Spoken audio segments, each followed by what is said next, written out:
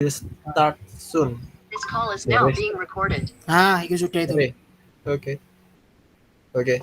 So, Assalamualaikum warahmatullahi wabarakatuh. Saya Raflan Akila Liviansyah dan teman saya Rizat Ken Sakti ingin mempresentasikan hasil dari kerja kelompok kami. Ini membahas tindak pidana yang berjudul penerapan sanksi pidana bagi pelaku tindak pidana anak. Problematika dalam hukum pidana adalah bagaimana penerapan sanksi pidana di Pengadilan Negeri Bontang bagi anak pelaku tindak pidana pencurian yang dilakukan secara bersama-sama. Sebelum membahas lebih dalam tentang problematika dan hukum pidana, alangkah baiknya kita uh, membicarakan tentang pengertian anak secara umum atau secara undang-undang. Anak adalah bagian dari generasi muda sebagai salah satu sumber daya manusia yang memiliki peran strategis serta mempunyai ciri-ciri dan sifat khusus. Anak memerlukan pembinaan perlindungan dalam rangka menjamin pertumbuhan dan perkembangan fisik, mental, sosial secara utuh, serasi, selaras, dan seimbang.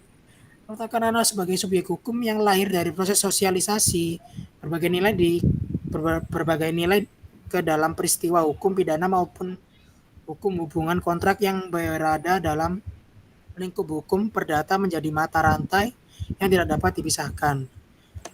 Pengertian anak yang terdapat dalam pasal 1 Undang-Undang Nomor 3 Tahun 1997 tentang Pengadilan Anak yang berbunyi, anak dalam perkara anak nakal adalah orang yang telah mencapai umur 8 tahun tetapi belum mencapai 18 tahun dan belum pernah kawin.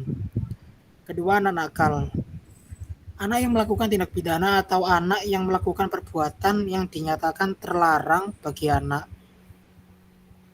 baik menurut peraturan perundang-undangan maupun menurut peraturan hukum lain yang hidup dan berlaku dalam masyarakat bersangkutan. Ketiga, yaitu anak terlantar adalah anak yang berdasarkan penetapan pengadilan ditetapkan sebagai anak terlantar atas pertimbangan anak tersebut dapat terpenuhi dengan wajar kebutuhannya, baik secara rohani, jasmani, dan sosial. Penyebab dari masalah sosial yaitu adanya kesalahan, kelalaian, dan ketidakmampuan orang tua.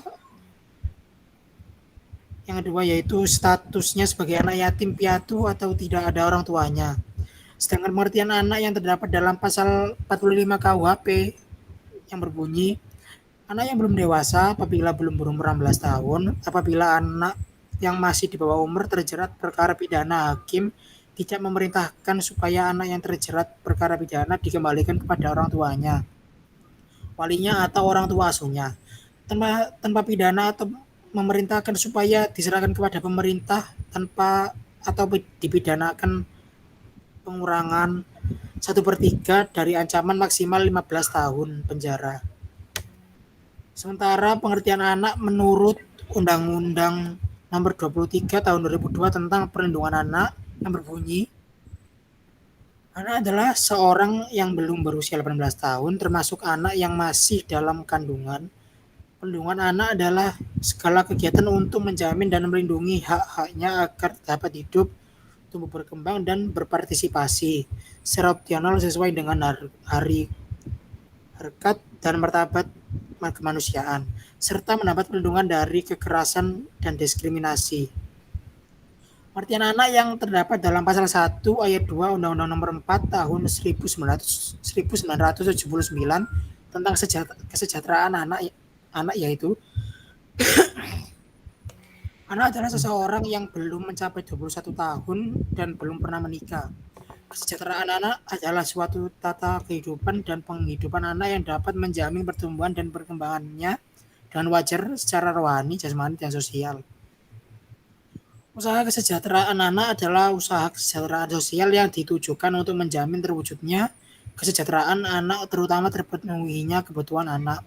Yang dimaksud dengan Undang-Undang Kesejahteraan Anak meliputi usaha kesejahteraan anak terdiri atas usaha pembinaan, pengembangan, pencegahan, dan rehabilitasi. Usaha kesejahteraan anak dilakukan oleh pemerintah atau masyarakat.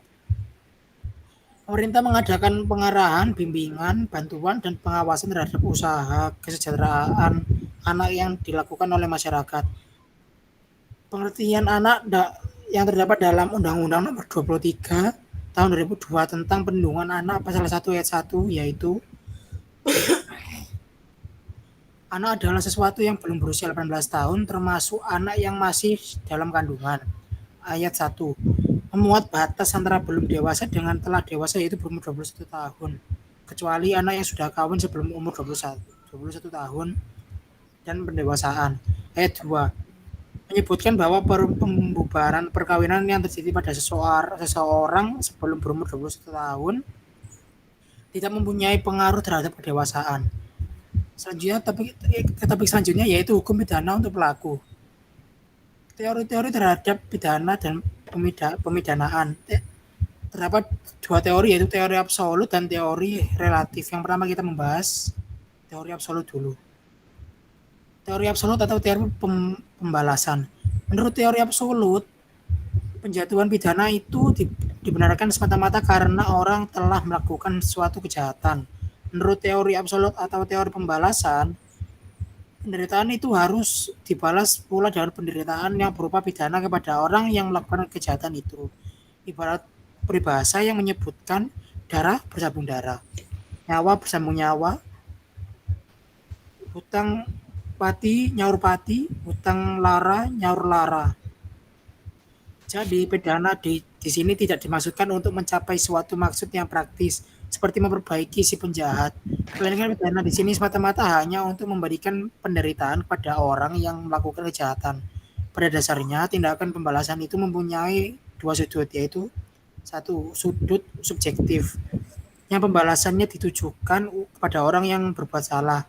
Yang kedua yaitu sudut objektif yang pembalasannya ditujukan untuk memenuhi perasaan balas dendam masyarakat.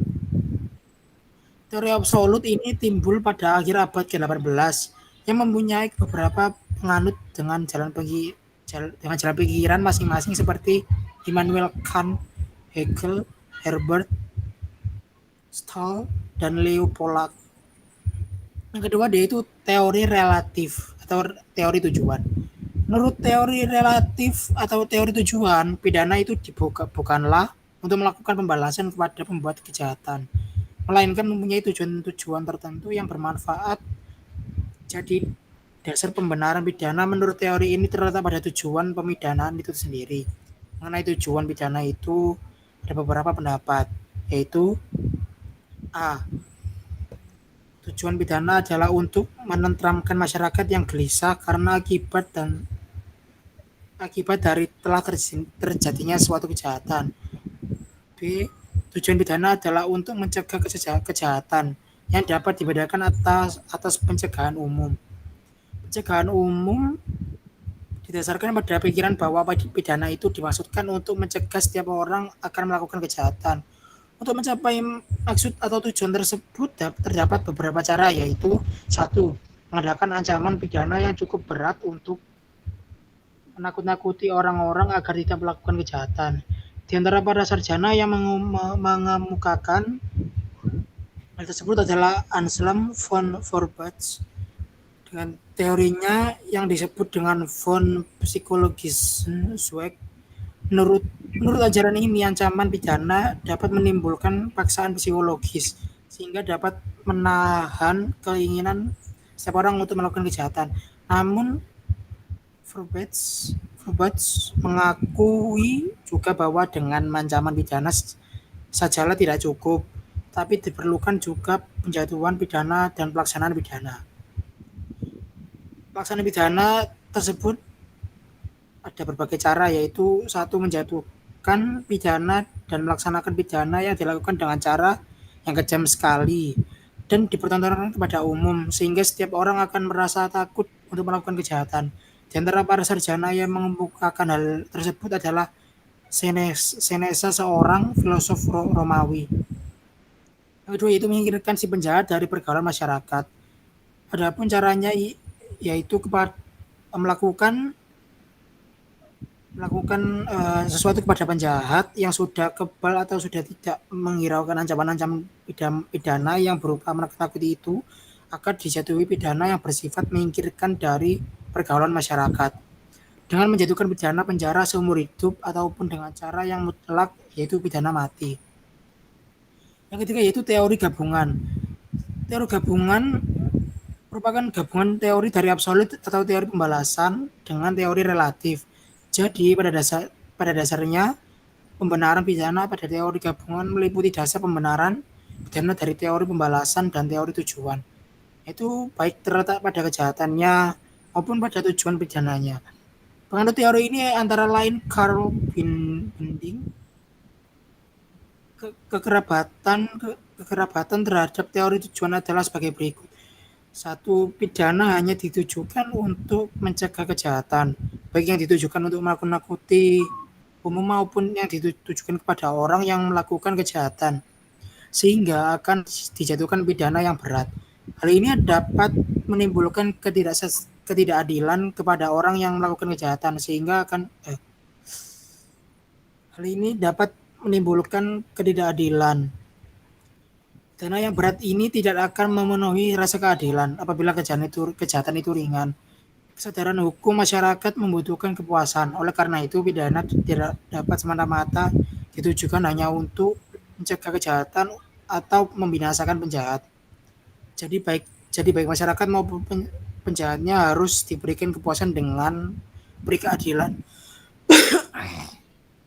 Oleh karena itu, menurut teori gabungan, teori pembalasan dan teori tujuan harus digabungkan menjadi satu sehingga akan menjadi praktis dan seimbang. Sebab pidana bukan hanya penderitaan tetapi juga harus seimbang dengan kejahatan. Teori gabungan ini dapat dibagi dalam 3 golongan, yaitu teori gabungan yang menitik beratkan kepada pembalasan. Yang kedua yaitu teori gabungan yang menitik beratkan kepada pertahanan. Yang ketiga yaitu teori gabungan yang menitik beratkan kepada persamaan. Yang selanjutnya yaitu membahas topik utama yaitu pemidanaan terhadap anak di bawah umur. Pasal 45 KUHP menyatakan bahwa dalam menuntut orang yang belum cukup umur karena melakukan perbuatan sebelum umur 16 tahun, hakim dapat menentukan supaya yang bersalah dikembalikan kepada orang tua walinya atau orang tua asuhnya tanpa pidana apapun, atau memerintahkan supaya yang bersalah diserahkan kepada pemerintah tanpa pidana apapun, yaitu jika perbuatan merupakan kejahatan atau salah satu pelanggaran tersebut. Pasal 489, 490, 492, 496, 497, 503, 505, 514, 517, 519, 526, 532, 536 dan 540 serta belum lewat 2 tahun sejak dinyatakan salah karena melakukan kejahatan atau salah satu pelanggaran tersebut di atas. Dan putusannya menjadi tetap atau menjatuhkan pidananya dari ketentuan tersebut berarti seseorang yang umumnya telah lebih dari 16 tahun maka ia dapat dikenakan sanksi sesuai dengan ketentuan pidana yang diberlakukan bagi orang dewasa. Sementara dalam pasal 47 KUHP, ancaman pidana bagi anak yang belum berumur 16 tahun dapat berupa 1. Jika hakim menjatuhkan pidana, maka maksimum pidana pokok terhadap perbuatan pidananya dikurangi sepertiga. Yang kedua itu jika perbuatan merupakan kejahatan yang diancam dengan pidana mati atau pidana seumur hidup, maka dijatuhkan pidana penjara paling lama 15 tahun. Yang terakhir yaitu pidana tambahan yang tersebut dalam pasal 10 subbab B nomor 1 dan 3 tidak dapat dijatuhkan terhadap anak nakal yang berumur 12 tahun dan melakukan tindak pidana sebagaimana yang dimaksud dalam pasal 1 angka 2 huruf A Undang-Undang Nomor 3 Tahun 1997 yang diancam dengan hukuman mati atau seumur hidup. Untuk slide selanjutnya dibacakan oleh teman saya Rizat Ken Sakti. Oke. Sebentar. Ini kedengeran ya? Halo? Kedengeran nggak?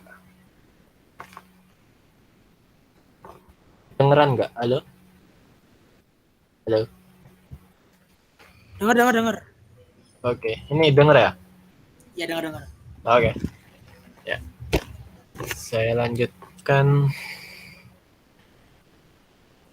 Undang-Undang Nomor 3 Tahun 1997 tentang Pengadilan Anak tidak mengikuti ketentuan pidana pada pasal 10 KUHP dan membuat sanksinya secara tersendiri. Pidana pokok yang dapat dijatuhkan kepada anak nakal terdapat dalam pasal 23 ayat 2 Undang-Undang Nomor 3 Tahun 1997. Ialah 1. Pidana penjara, 2. Pidana kurungan, 3. Pidana denda, 4. Pidana pengawasan. Terhadap anak nakal tidak dapat dijatuhkan pidana mati maupun pidana seumur hidup. Akan tetapi pidana penjara bagi anak nakal maksimal 10 tahun.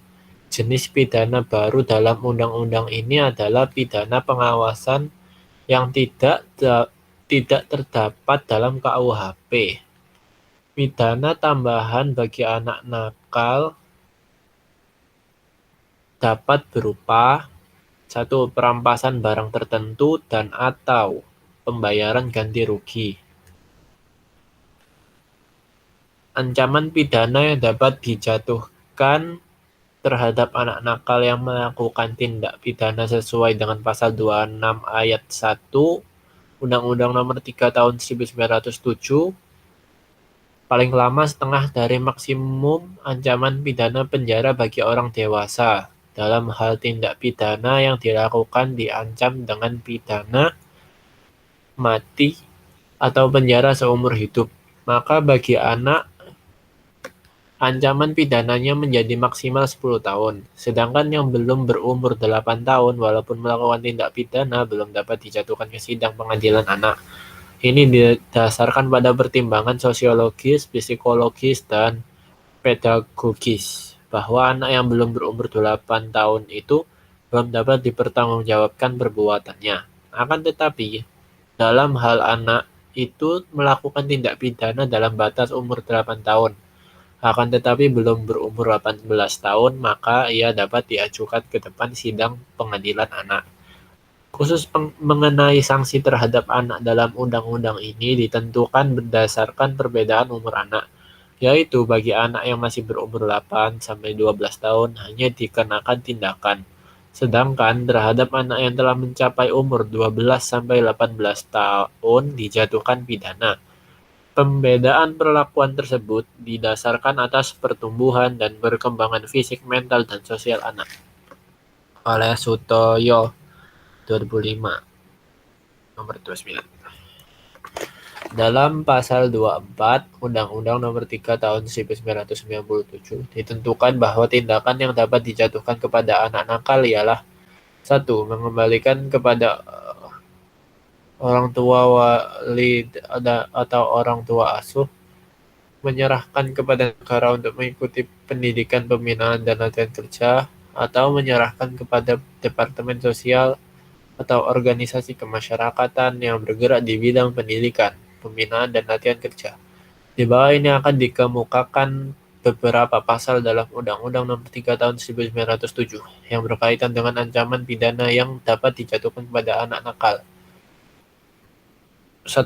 Pasal 26, yaitu pidana penjara yang dapat dijatuhkan kepada anak nakal sebagaimana dimaksud dalam pasal 1 angka 2 huruf A. Paling lama setengah dari maksimum ancaman pidana penjara bagi orang dewasa. Dimaksud dalam pasal 1 angka 2 huruf A belum mencapai umur 12 tahun melakukan tindak pidana yang diancam pidana mati atau pidana penjara seumur hidup, maka terhadap anak nakal tersebut dijatuhkan salah satu tindakan sebagaimana dimaksud dalam pasal 24. Pasal 27 yaitu pidana kurungan yang dapat dijatuhkan kepada anak nakal sebagaimana dimaksud dalam pasal 1 angka 2 huruf A. Paling lama setengah dari maksimum ancaman pidana kurungan bagi orang dewasa. Pasal 28 yaitu pidana denda yang dapat dijatuhkan kepada anak nakal paling besar setengah dari maksimum ancaman pidana bagi orang dewasa. Lalu Yang kedua, apabila denda sebagaimana yang dimaksud dalam ayat 1 ternyata tidak dapat dibayar, maka diganti dengan wajib latihan kerja. Pasal 30 ayat 1, pidana pengawasan yang dapat dijatuhkan kepada anak nakal sebagaimana yang dimaksud dalam pasal 1 angka 2 huruf A, paling singkat 3 bulan dan paling lama 2 tahun. 2. Apabila terhadap anak nakal sebagaimana dimaksud dalam pasal 1 angka 2 huruf A, dijatuhkan pidana pengawasan sebagaimana dimaksud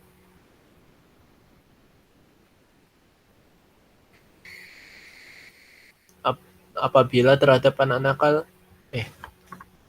dimaksud dalam ayat 1, maka anak tersebut ditempatkan di bawah pengawasan jaksa dan bimbingan pembimbing kemasyarakatan. Dalam pasal 26, 27, 28, dan 28, di atas terdapat istilah ancaman pidana maksimum. Dalam konteks hukum pidana ada dua macam ancaman pidana maksimum, yakni ancaman pidana maksimum umum dan ancaman pidana maksimum khusus. Maksimum umum disebut dalam pasal 12 ayat 2 KUHP, yakni pidana penjara selama waktu tertentu paling pendek 1 hari dan paling lama 15 tahun berturut-turut. Jadi, pidana maksimum umum adalah maksimum lamanya pidana bagi semua perbuatan pidana. Adapun maksimum lamanya pidana bagi tiap-tiap perbuatan pidana adalah maksimum khusus. Misalnya, pasal 362 KUHP tentang pencurian diancam dengan pidana penjara paling lama 5 tahun. Adapun yang dimaksud dengan maksimum pidana dalam pasal 26, 27, dan 28 tersebut di atas adalah pidana maksimum khusus, yaitu apabila hakim menjatuhkan pidana, maka paling lama setengah dari maksimum pojok pidana terhadap perbuatan pidananya. Dalam hal ini maksimum pidana khusus. 5. Pemidanaan anak merupakan upaya terakhir atau ultimum remedium. Pemidanaan ialah upaya untuk menyadarkan terpidana agar menyesali perbuatannya dan mengembalikannya menjadi warga masyarakat yang baik, taat pada hukum, menjunjung tinggi nilai-nilai moral, sosial, dan keagamaan, sehingga tercapai kehidupan masyarakat yang aman, tertib, dan damai. Lalu, mengingat kekhususan yang dimiliki anak baik dari segi rohani dan jasmani maupun dari segi bertanggung jawab pidana atas perilaku dan tindakannya, maka haruslah diusahakan agar pemidanaan terhadap anak, terutama pidana perampasan kemerdekaan, merupakan upaya terakhir ultimum remedium bila mana upaya lain tidak berhasil. Undang-Undang tentang Perlindungan Anak dan Undang-Undang tentang Hak Asasi Manusia telah mengatur mengenai konsep ini. Pasal 14 Undang-Undang Nomor 23 Tahun 2002 mengatakan bahwa setiap anak berhak untuk diasuh oleh orang tuanya sendiri, kecuali jika ada alasan dan atau aturan hukum yang sah menunjukkan bahwa pemisahan itu adalah demi kepentingan terbaik bagi anak.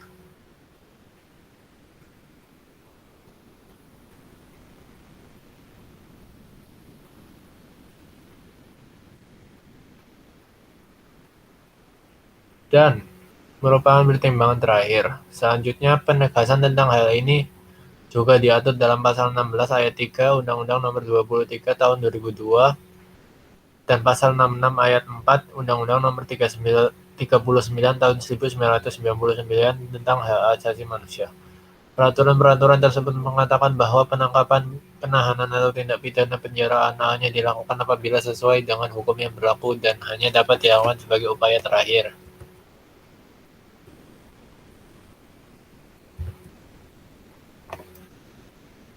Analisa dan menyimpulkan posisi kasus. Dalam perkara ini, terdakwa masih berumur 15 tahun. Didakwa melakukan tindak pidana pasal 363 ayat 1 ke 4. Pasal 65 ayat 1 dan ayat 2 KUHP. Selama proses mulai dari penyidikan di kepolisian Resor Bontang, penuntutan dan pada tingkat persidangan terdakwa ditahan di rumah tahanan atau rutan kepolisian Resor Bontang. Atas dakwaan tersebut, Majelis Hakim Pengadilan Negeri Bontang telah memeriksa dan mengadili perkara pidana anak nomor 50 pidana B 2009 Pengadilan Negeri Bontang itu.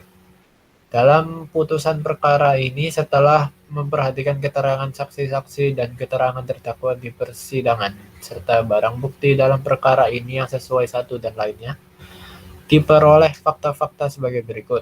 1. Bahwa pada hari Rabu tanggal 4 Februari 2009 sekira pukul 1.30 WITA dan pada hari Kamis tanggal 12 Februari 2009 bertempat di Jalan Timur nomor 117 HOP 5 Kelurahan Gunung Telihan Kecamatan Bontang Barat Kota Bontang dan di halaman toko penjualan bunga Jalan Bayangkara sebelum simpang 3 Jalan Tembus Pupuk Raya Kelurahan Gunung Elai Kecamatan Bontang Utara Kota Bontang atau setidak-tidaknya pada suatu tempat lain yang masih termasuk daerah hukum Pengadilan Negeri Bontang telah mengambil suatu barang berupa sepeda motor merek Jupiter MX warna biru dengan nomor polisi KT 5239 TN merek Yamaha Jupiter Z dan sepeda motor yaitu milik saksi korban MTP dari Mr. almarhum almarhum AE bin S. Terdakwa dihadapkan ke persidangan berdasarkan surat dakwaan yang bersifat alternatif. Oleh sebab itu, hakim dalam mengadili perkara ini terlebih dahulu mempertimbangkan dakwaan alternatif pertama, yaitu melakukan perbuatan sebagaimana diatur dan diancam pidana dalam pasal 363 ayat 1 ke 4, pasal 65 ayat 1 dan ayat 2 KUHP yang unsur-unsurnya adalah sebagai berikut. 2. Sistem perumusan dan penerapan sanksi terhadap anak dalam pemikiran kebijakan kriminal dan kebijakan penal harus berpijak kepada adanya keterkaitan yang sangat erat atau antara landasan filsafat pemidanaan, teori-teori pemidanaan, serta aliran-aliran hukum pidana. Hal itu akan menunjukkan sifat adanya benang merah antara penetapan sanksi dalam suatu perundang-undangan dengan tujuan pemidanaan. Oleh karena itu, sebagai suatu sistem pola pemidanaan tidak dapat dipisahkan dari proses penetapan sanksi, penerapan sanksi, dan pelaksanaan sanksi. Apabila dicermati perumusan sanksi pidana dalam Undang-Undang Nomor 3 Tahun 1997 tentang Pengadilan Anak, walaupun diatur dua jenis sanksi pidana yang berupa pidana dan tindakan, namun bentuk sanksi yang ditentukan tidak menunjukkan tujuan pemidanaan yang hendak melindungi kepentingan anak. Perumusan sanksi pidana dalam Undang-Undang Pengadilan Anak merujuk kepada KUHP sebagai induk perundang-undangan hukum pidana. Bertitik tolak dari tujuan pemidanaan anak yang secara khusus berbeda dengan tujuan pemidanaan orang dewasa. Perumusan sanksi dalam perundang-undangan harus berpijak pada pola perumusan tunggal maupun perumusan alternatif. Sedangkan perumusan alternatif kumulatif hanya dipakai sebagai suatu pengecualian dalam hal-hal tertentu saja. Dalam sudut kebijakan kriminal, pola perumusan kumulatif dapat dipandang sebagai upaya penanggulangan kejahatan yang integral karena terkandung makna melakukan upaya perlindungan masyarakat untuk mencapai kesejahteraan masyarakat sebagai tujuan akhir dari kebijakan kriminal. 3. Jenis-jenis sanksi bagi anak. Telah disinggung pada uraian tentang tujuan dan pedoman pemidanaan bahwa jenis atau stelsel pidana mencerminkan filosofi keadilan dalam sistem pemidanaan. Berpijak pada filosofi pemidanaan yang didasarkan pada falsafah restoratif, sanksi terhadap anak harus didasarkan kepada tujuan serta pedoman yang secara tegas diatur dalam perundang-undangan. Pengaturan sanksi dalam Undang-Undang Pengadilan Anak telah dirumuskan dalam bentuk sanksi yang berupa pidana dan tindakan Namun sebagaimana telah diuraikan terdahulu, pengaturan sanksi dalam Undang-Undang Pengadilan Anak masih berpijak pada filosofi pemidanaan yang bersifat pembalasan atau retributif. Atas dasar hal itu, mengingat pertama, karakteristik perilaku kenakalan anak, kedua, karakteristik anak pelaku kenakalan, ketiga, tujuan pemidanaan di mana unsur pedagogi menjadi unsur utama dalam pemidanaan anak, maka pemberian sanksi terhadap anak dengan memperhatikan berat ringannya kenakalan yang dilakukan. Kemudian dalam resolusi PBB 45/110, The Tokyo Rules, ditegaskan dalam rule Exsentencing Deposition tentang perlunya dipertimbangkan dalam pembuatan keputusan menyangkut a. kebutuhan pembinaan pelaku, b. perlindungan masyarakat dan kepentingan korban. Maka dinyatakan bahwa penjabat pembinaan dapat menerapkan jenis sanksi dalam bentuk a. sanksi verbal yang berupa pemberian nasihat baik atau admonition, b. teguran keras atau reprimand dan peringatan keras atau warning, c. pelepasan bersyarat atau conditional discharge, d. pidana yang berhubungan dengan status atau status penalties, sanksi ekonomi dan pidana yang bersifat uang seperti denda harian atau economic sanction and monetary penalties such as fine and day fines, f. perampasan atau confiscation dan perintah pengambil alihan atau expropriation orders, g. pembayaran ganti rugi pada korban atau perintah kompensasi lain atau restitution to the victim or a compensation order, h. pidana bersyarat atau tertunda atau suspended and deferred sentence, i. pidana pengawasan atau probation and judicial supervision, j. perintah kerja sosial a community service order, k. pengiriman pada pusat kehadiran atau referral to an attendance center, l. penahanan rumah atau house arrest, m. pembinaan non-lembaga lain atau any other mode of non-institutional treatment, dan n. kombinasi dari tindakan-tindakan tersebut di atas. 4. Ukuran pemidanaan.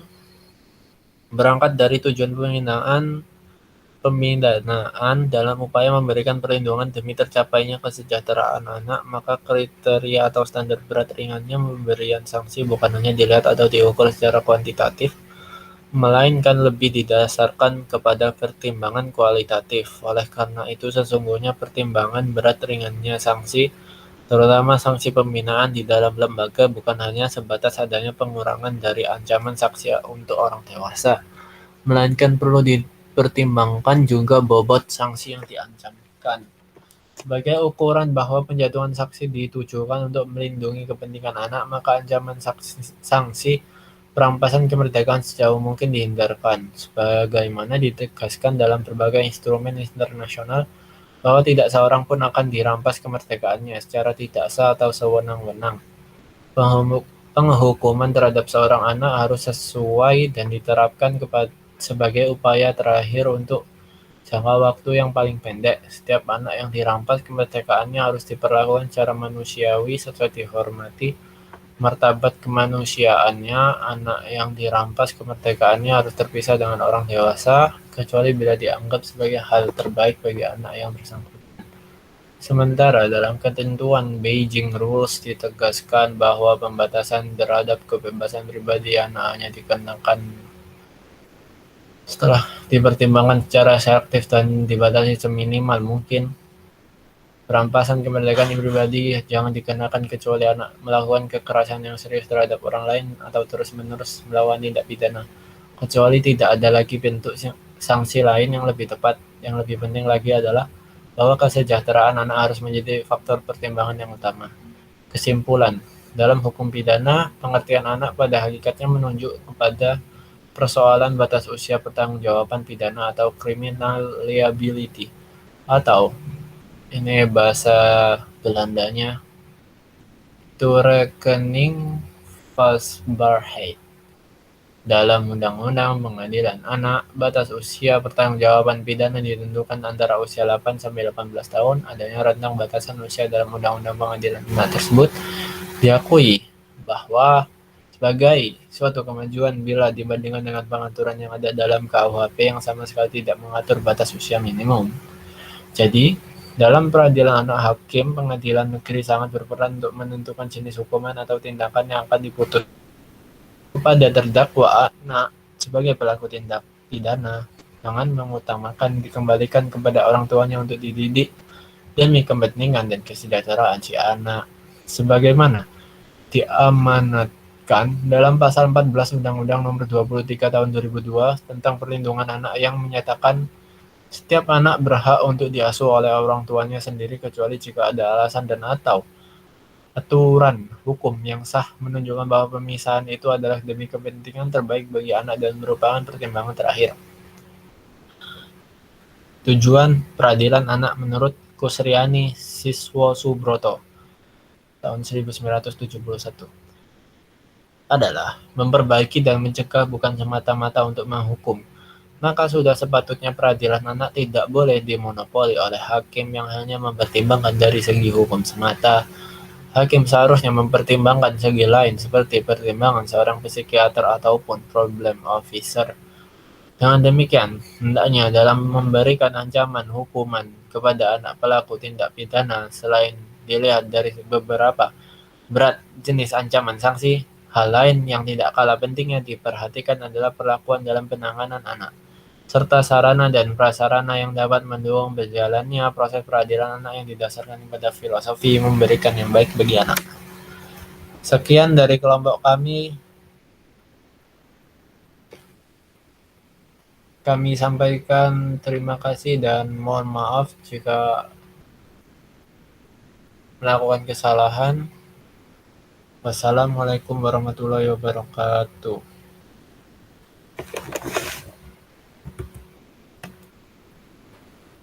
Tes.